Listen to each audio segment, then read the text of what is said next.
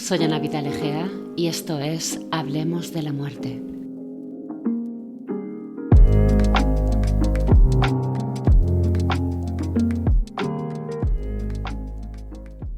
Bienvenidos a todos y todas. Hoy tenemos a Ana María Tordable como invitada especial. Ella es muy humilde, así que no quiere que enfatice ninguno de sus muchos logros, pero solo quiero decir, para contextualizar, que tiene más de 20 años de experiencia en cuidados paliativos a domicilio y es una profesional muy respetada en el sector y en España. Así que consideramos un honor y un privilegio tenerla aquí con nosotros para responder a todas nuestras dudas. Bienvenida, Ana María. Buenas tardes, Ana. Gracias por la invitación y por crear este foro. Pues esto es especialmente para ti, para que compartas con nosotros toda tu sabiduría, tu experiencia, tus pensamientos y puedas arrojar un poco de luz y ayudar a la gente bueno, pues que tiene más problemas a la hora de afrontar a la muerte, que no sabe cómo abordarla o que simplemente tiene muchos miedos. Entonces, para empezar, a mí me gustaría saber cuál ha sido, y ya sé que es difícil encontrar solo una cosa, pero cuál ha sido el mayor aprendizaje en todos estos años trabajando con la muerte. Bien, yo diría que soy quien soy gracias a los pacientes con los que he tenido el privilegio de poder compartir una de las situaciones por las que todos vamos a pasar, que es el proceso de final de vida. Cuando o sea, todos vamos a morir, esto es lo más claro que tenemos desde que nacemos.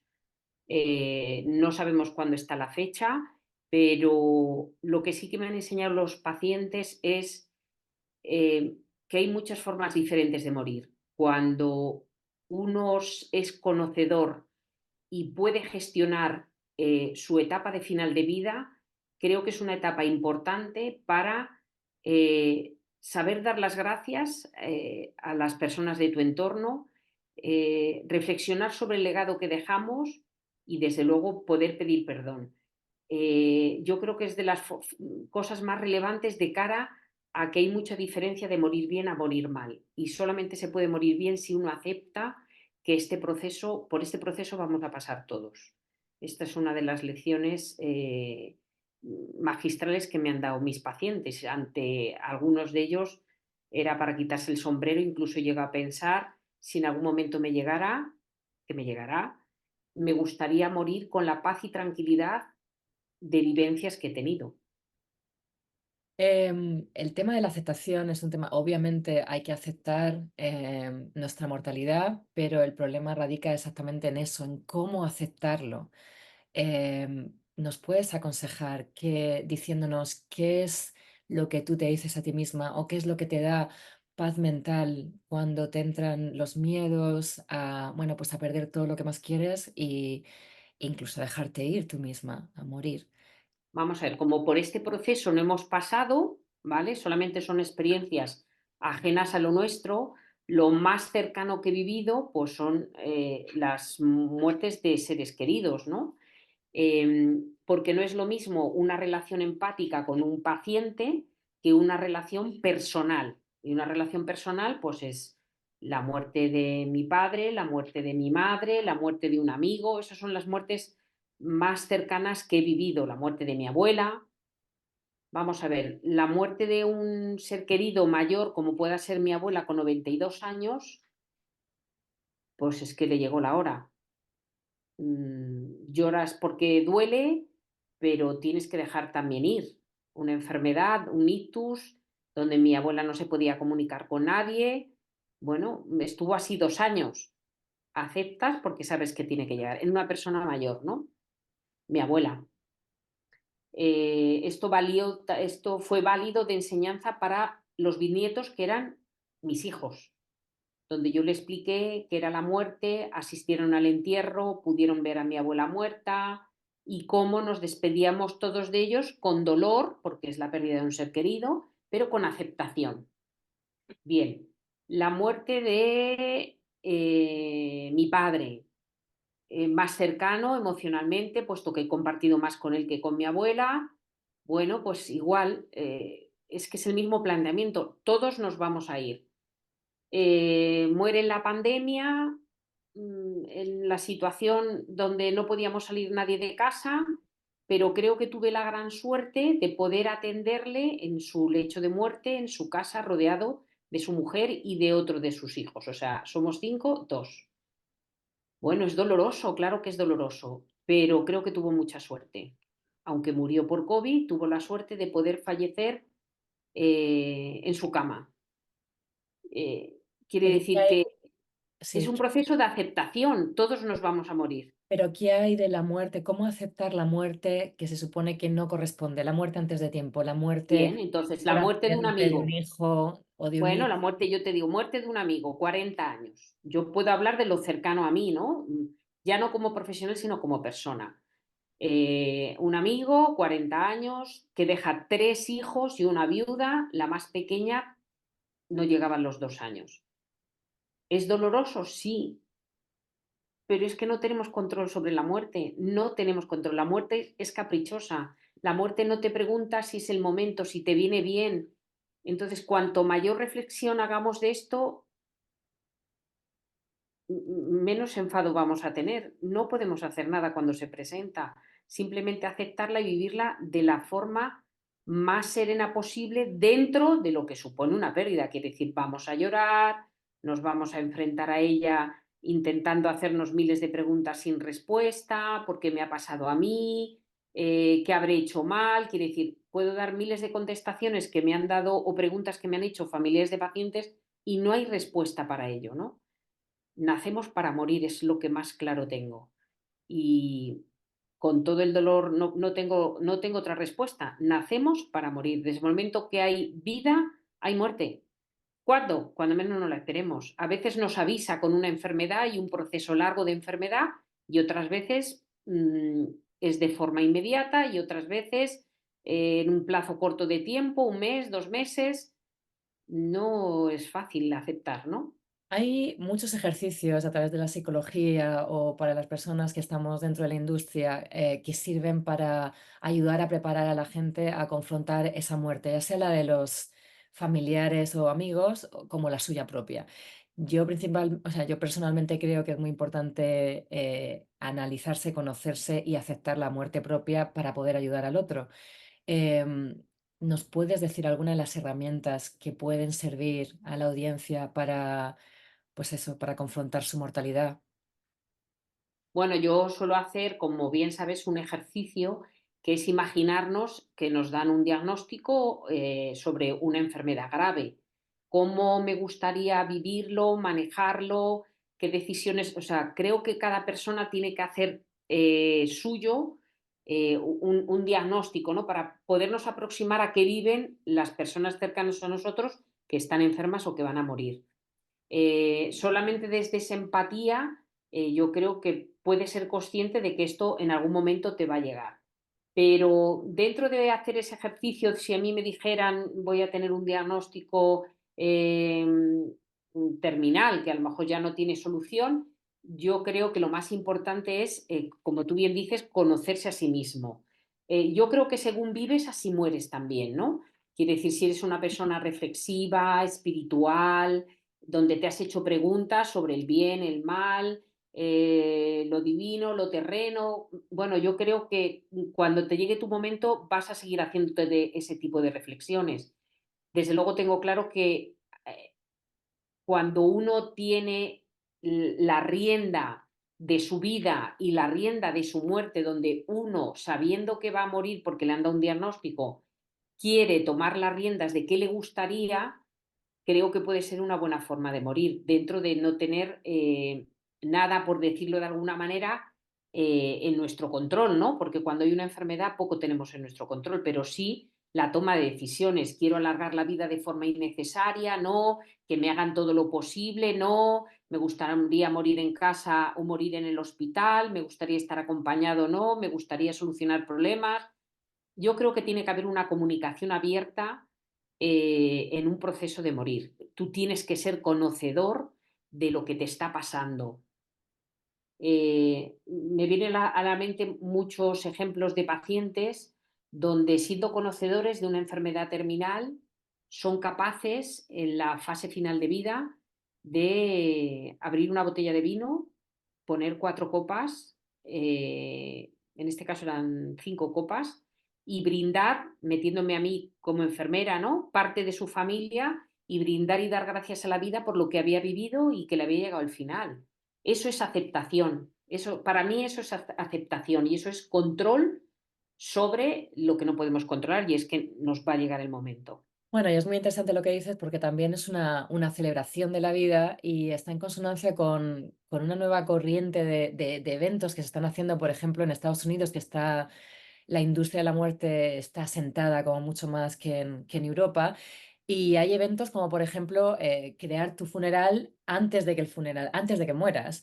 Y el motivo de esto, o cenas donde se invita, o cumpleaños, donde se invitan a tus más allegados, tanto familiares como amigos, para que compartan esos pensamientos que se dicen normalmente en el funeral, que se hacen cartas tan bonitas y homenajes a la persona, pero que la persona ya está muerta, para que se hagan de antemano. Y entonces sea como propiciar una despedida que realmente pueda servir a las dos partes, o sea, tanto a los que se quedan y que tienen que despedirse de la persona que se va, como la que se va, que sepa el impacto que ha tenido en otras personas, la huella que ha dejado y que también lo pueda saborear, que es muy bonito. No estamos tan acostumbrados a hacer ese ejercicio de decir, hasta que alguien muere, ¿no? De decir, de repente se llenan las redes sociales de homenajes a personas que a lo mejor durante la vida no han tenido a nadie que le dijeran ojos negros tienes, ¿no? Entonces, es una oportunidad también de mirar las cosas de otra manera y acorde con la filosofía de celebrar el día a día, de celebrar que estamos vivos,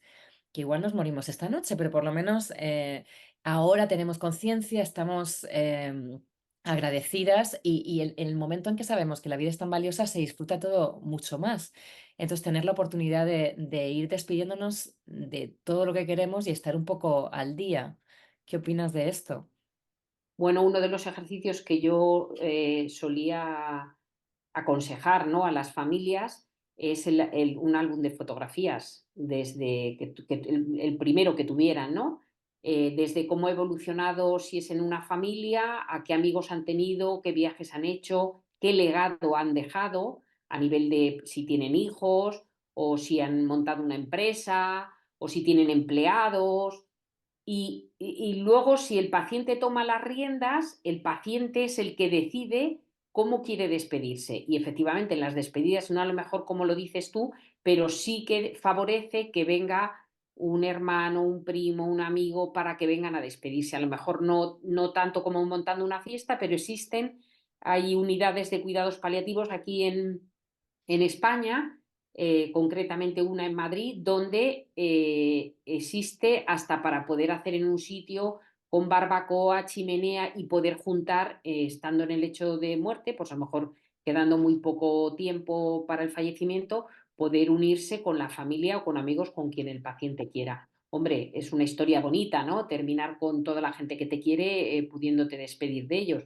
Lo que pasa que a nivel, desde luego en España esto es más complejo, no hay cultura de muerte. Entonces, Claro. ni hay educación sobre la muerte. Entonces, no es una materia que se hable, que se dialogue, no hay programas, no hay... No, no. Bueno, poco a Es poco más, yo yo creo que creo que se oculta la muerte y yo totalmente. diría que hasta es incómodo hablar de ello. O sea, Oh, claro, en claro. una cena tú no hablas de la muerte. Por Tú quedas supuesto. con unos amigos y no hablas de la muerte. O, no, yo estoy bien, pero me gustaría. No, no, no. Aquí en Es, Estados Unidos hay incluso cenas que se llaman, creo que son death dinners o algo similar, donde te reúnes simplemente que está pactado que vas a hablar de la muerte mientras cenas con desconocidos, pero que nadie se puede sentir incómodo de repente por sacar el tema porque es una especie de espacio protegido y de desahogo, de alivio y de normalizado, que tampoco tiene que ser una cosa dramática. Pero estos ejercicios que propones, lo de despedida, me parece también lo de el álbum de fotos, es bonito también y puede servir de invitación para alguien que tenga una enfermedad, que haya sido diagnosticado como por ejemplo un cáncer, poder empezar no solo a hacerse álbum de fotos desde el principio, que es una manera de ayudarle a repasar su vida poco a poco y a ir cerrando como etapas, sino también hay libros que están especializados bueno, están separados por capítulos, pero que te van ayudando para que vayas escribiendo tu propia historia, porque todos tenemos una narrativa, entonces depende cómo contamos nuestra historia, la historia de nuestra vida, qué es lo que destacamos. Y es un ejercicio bonito por lo mismo, porque te obliga a evocar recuerdos, personas y bueno, hacer un repaso. Lo que pasa es que es importante, ¿verdad, Ana?, que destaquemos que uno no puede hacer ese ejercicio si de repente recibe el diagnóstico del cáncer, a no ser que ya hayas aceptado la mortalidad, porque si no, pasas el tiempo que te queda, desde el diagnóstico hasta que mueres, luchando, ¿no?, con esa angustia que sobreviene cuando es un asunto que de repente del que no te has ocupado y que de repente, pues, te explota un poco en la cara, ¿no? Entonces, es lo ideal es poder ocuparse de eso ya, ¿no? Para estar preparados para que cuando suceda, pues, del diagnóstico a la muerte sea algo más placentero, o si no placentero, porque no es la palabra, pero un poco más agradable y que nos permita, pues eso, despedirnos de la gente que nos importa, despedirnos de la vida, de las cosas que nos gustan, hacer lo que queremos hacer y todo que fuera más gradual y no pasar esos últimos momentos lidiando pues, con la ansiedad, con la angustia, con el miedo. No tiene que ser fácil, quiere decir, nosotros hablamos sin estar posicionados en esa situación de muerte, ¿no? Tenemos una situación privilegiada, ¿no? Pero sí que es cierto que la experiencia de estar con pacientes en el final de la vida me han hecho reflexionar que es que hay mucha diferencia de morir bien a morir mal. Y morir bien, digo que solamente se puede, yo creo que desde la aceptación. Me ha llegado el momento y aunque uno esté invalidado, pero si puede hablar y puede disfrutar de dejarse querer, de dejarse cuidar, una palabra de agradecimiento por ese cuidado, de perdón por el mal que hayas podido hacer o lo que te hayas equivocado, yo creo para mí es la clave. Aunque nos dé pena despedirnos de los nuestros, porque lo he visto, porque da pena dejar solo a tu pareja, a tus hijos, pero yo creo que solamente desde la aceptación se puede morir bien. Y hay Que mucha decía gente un médico, me decía un médico, Ana, no se muere bien nunca. No, no estoy de acuerdo. No estoy, hay mucha hay diferencia. hay mucha gente que yo creo que consigue llegar a esa aceptación antes a través de la fe, que es esa confianza en algo, aunque no sea latente, aunque se desconozca. Pero mi pregunta sería, bueno, mi pregunta, sí, estoy interesada en saber cómo podrías guiar a esas personas para que aceptaran sin tener fe, a los que no son creyentes, a los agnósticos, a los No, yo no ateos. he tenido, no, yo no, o sea, he tenido pacientes creyentes, pacientes no creyentes, y es cierto que las personas creyentes tienen donde, pero tienen donde aferrarse, incluso en la oración, bueno, pues en cada uno en su credo. Pero he tenido personas no creyentes que, aunque no sean creyentes religiosamente, tienen valores y esos valores son también importantes. Es decir, quien tiene valores como la fidelidad que ha tenido una mujer a la que le agradece el tiempo que ha pasado con ella, lo que ha convivido con ella, a los hijos, un agradecimiento a la vida, es igualmente espiritual, aunque no tenga un sentido religioso. O sea, que tú no He miras visto, más. he visto mayor aceptación, por ejemplo, en el sufrimiento. La gente que tiene fe le da un sentido mayor al sufrimiento entendido por sufrimiento, no a tener dolor, ojo, no a un síntoma, sino el sufrimiento que produce una enfermedad invalidante. Es otro tipo de sufrimiento, ¿vale? Nadie queremos tener dolor, creyentes y no creyentes, nadie quiere tener un síntoma que le incomode. Voy al sufrimiento que es la despedida, el sufrimiento que es tener una enfermedad que te invalida, a ese tipo de sufrimiento. Las personas creyentes sí que le encuentran un sentido tal vez mayor que una persona no creyente. Yo lo he enfocado ¿Vale? más hacia el aspecto de la esperanza, del qué hay después. El que hay después también. Exacto, Que exacto.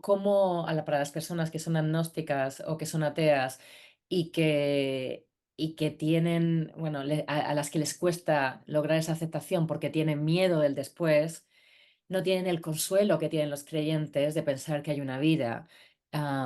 Entonces, ¿cómo ayudar a paliar ese vacío o cómo ayudarles a llegar a esa aceptación sin poder aferrarse a nada?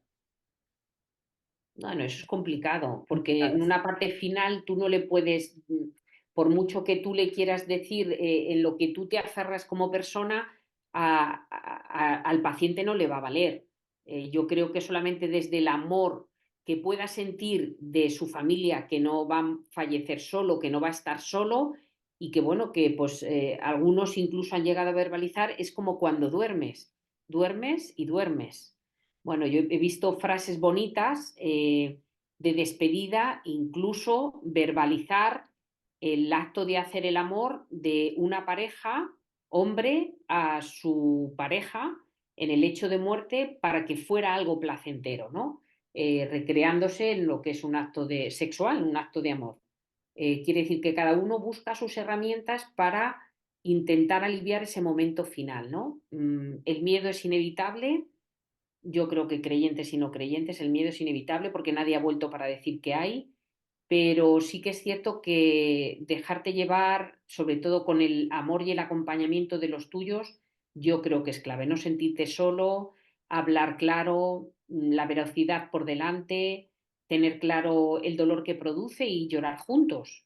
Quiere decir, a veces es el mayor consuelo que tienes, tener una mano a la que aferrarte y poder desahogarte y poder decir tengo miedo o lo que pienso en un momento dado. Que el paciente no se siente aislado por el mero hecho de no haber una comunicación. Lo duro tiene que ser para mí cuando no tienes familia, cuando estás solo. Eso para mí yo creo que es la situación más dolorosa que yo he vivido. Pero yo creo que las personas que no tienen familia o que están solas en el lecho de muerte lo han estado durante la vida también. Entonces, casi que sería casi más incómodo que de repente apareciera alguien, ¿no? Ya, Yo creo que tienen sí. cierta comodidad de estar consigo mismos. Y al final también es importante puntualizar que el acompañamiento puede ser una trampa, porque la gente que está sola, al estar sola, pues eso, está más cómoda consigo misma. No, bueno, buscan Y refugio a veces en el profesional, ¿eh? En el profesional también. sanitario. Quiere decir, buscan, yo creo que nadie debería de morir solo, con familia y sin nadie debería de morir solo, y aunque sea eso, una última mano de un profesional sanitario, de un voluntario, puede hacer más cómodo la situación final. Pero a lo que quería resaltar es que al morir, vamos a morir solos independientemente de que tengamos gente alrededor. Sí, Y sí. esa soledad que se experimenta físicamente, que a lo mejor es un estado que hay gente que ha podido vivirlo a través de otras experiencias, como por ejemplo alucinógenos que también emulan el proceso de morir, de muerte del ego, de salida del cuerpo. Es una experiencia muy solitaria. Es una experiencia muy solitaria que a lo mejor incluso puede ser más solitaria al estar rodeado de gente a la que no le está pasando lo mismo o estar rodeado de gente que no te puede ayudar aunque estén ahí, que es como casi más agónico que partir de un escenario donde estás tú solo y que ya sabes que vas solamente sobre ti. Entonces yo creo que es importante tener eso en cuenta, que independientemente de que se tenga o no gente alrededor, o aunque tengas muchas familias y de repente el proceso de morir te toca Claro, solo, te aparece solo. al final, independientemente de cuánta gente tengas en la vida, es algo que vas a vivir tú solo. Entonces es mejor prepararse, meditar hacia eso. Yo otra de las herramientas que quería aprovechar a colación de lo que estábamos hablando, de la gente que no tiene, de la gente que no tiene fe, simplemente puntualizar también que recuerdo haber leído hace unos años una entrevista de un sacerdote que decía muy claramente, la fe puede ser utilizada simplemente, pues eso, de aferramiento. No tienes que creer. Nosotros lo que hacemos es ayudar a la gente a vivir mejor, a vivir con esperanza, porque si no, la vida puede ser muy dura para algunas personas y se pueden deprimir. Pero si tienen fe en algo, pues les hace tener un propósito. Y ese propósito es lo que les hace vivir de una manera, bueno, pues más enriquecedora y más sana, ¿no? Entonces, a lo mejor la fe es simplemente se utiliza o la iglesia puede ser simplemente funcional para ayudarte a creer que hay un propósito. Entonces, cada uno puede crearse su propia historia, su propia narrativa, ¿no? Igual puede crearse su propio cielo. Hay personas que quieren reencontrarse con gente que ha muerto y hay personas que dicen, Dios mío, no quiero ver a mi familia una vez que me haya muerto también. Entonces, vamos a respetar el cielo acorde a cada uno, ¿no? Que cada uno, mi invitación es que cada uno invente cómo querría que fuera el después y que lo visualice en el lecho de muerte y que vaya hacia ahí. Entonces, esa sería un poco mi conclusión, teniendo fe o no teniendo fe, pero confiar cada uno en que va a ir a donde uno quiere ir y que lo vamos a diseñar nosotros. Y un ejercicio a lo mejor que puede ayudar también es la meditación. A mí particularmente me ayuda mucho porque la meditación no es relajarse, es fundirse en el vacío. Y entonces, en estos momentos de dejar ir, cuando hay que dejar ir, a mí particularmente me sirve para aceptar lo que la mente de una forma racional no puede aceptar. No puede. A mí eso particularmente me sirve. Bueno, y en todos estos años de experiencias que has tenido, ¿recuerdas alguna que sea particularmente conmovedora o que puedas compartir con nosotros? O una positiva y una negativa para que podamos aprender de tu experiencia. No, positivas he vivido muchas, como os he dicho, cuando se aceptan, pues no sé, desde esta que os digo que antes de morir pidió a la mujer que abriera una botella de vino o tinto y brindáramos los dos hijos, la mujer, él no podía beber y yo, y brindó por la vida que había disfrutado, por la vida que había vivido y me dio especialmente las gracias por haber acompañado y haber ayudado. Para mí fue un regalazo. Bueno, pues porque se sintió cuidado, cuidado ya no por la esposa, sino por un profesional, ¿no? Esa me parece una muerte bonita. Una muerte bonita fue la de mi amigo que murió con 40 años. Pudo morir en su casa porque hablamos claro, pudimos decirle que era su final y él decidió morir en casa y murió en casa, a pesar de, bueno, pues lo doloroso que es una persona joven, pues morir, ¿no? Tengo muchos recuerdos bonitos de otro paciente que tenía un conflicto con su hija y en el lecho de muerte pide que llame a su hija para que venga a verle, vivía en Barcelona y yo estaba en Madrid, entonces me pide que llame a su hija, la llamo y la hija se hace presente en ese mismo día, a última hora de la noche, y el paciente a los 2 días fallece. Quiere decir, vuelvo a lo mismo.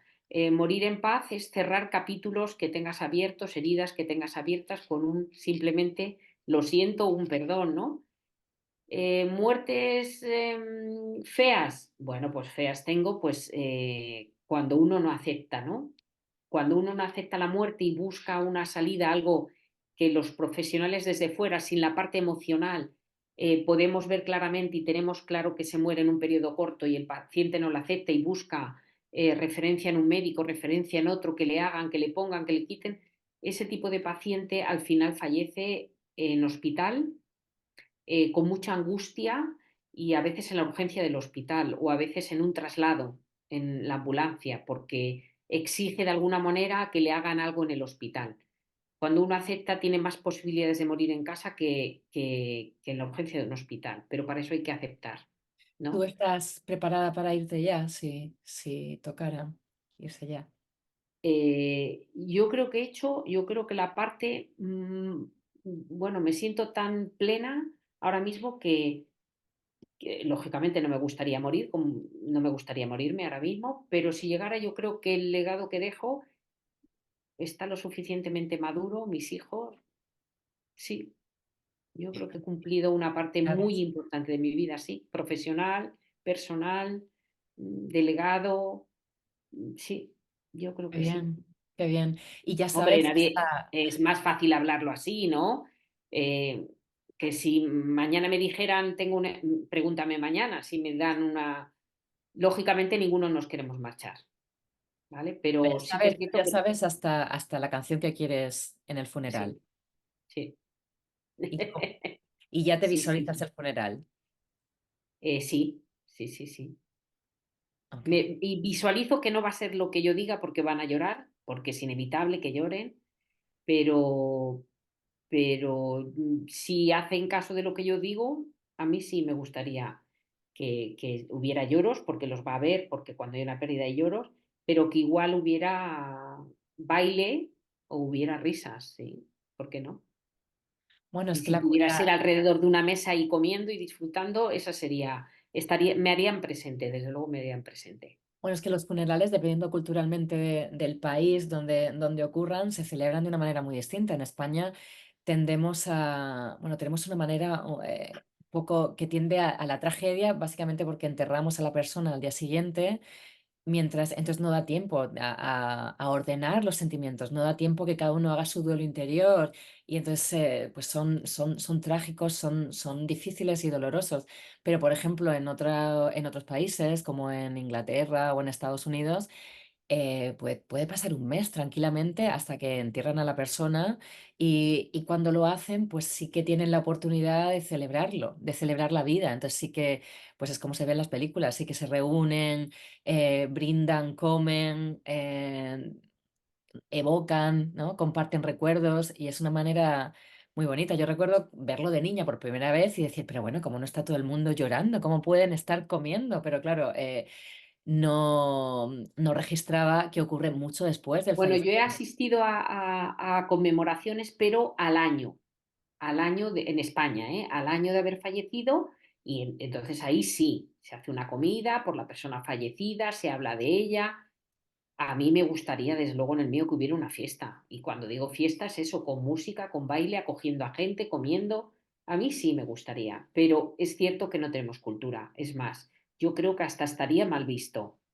Oh, Pero si claro. se cumplen los deseos del fallecido, yo creo que más de uno querría, ¿eh? Hombre, la fiesta yo creo que tiene que pasar cierto tiempo prudencial, Eso no. porque si alguien se muere y le haces una fiesta para No, celebrar eso no es. No, no, es- no. Por eso te digo que si pasado un año, en vez de llorar la pérdida, celebramos la vida que hemos compartido con esa persona, yo creo que sería más acorde, desde luego conmigo sí. Con mi Aquí se persona sí. hace, yo he estado presente en memorials que se hacen al mes de la muerte o a las 3 semanas. Y entonces sí que permite que el proceso sea un poco más gradual, que tú ya hayas hecho, hayas llorado lo que has tenido que llorar y luego te apetece esperar un año, quizás es mucho tiempo, porque lo que te apetece es compartir esa ausencia, compartir el dolor que esa ausencia produce. Y entonces un mes yo creo que viene perfecto para poder reunirte con otra gente que también ha sufrido la misma pérdida que tú o similar y poder recordar juntos y evocar y celebrar. Pero en fin, mucho que aprender. Bueno, pues eso es todo por mi parte. Muchas gracias por estar con nosotros, por dejarnos aprender de tus vivencias y, y ha sido un placer. Igualmente. Para mí también lo ha sido. Gracias, Gracias, muchas Ana. gracias.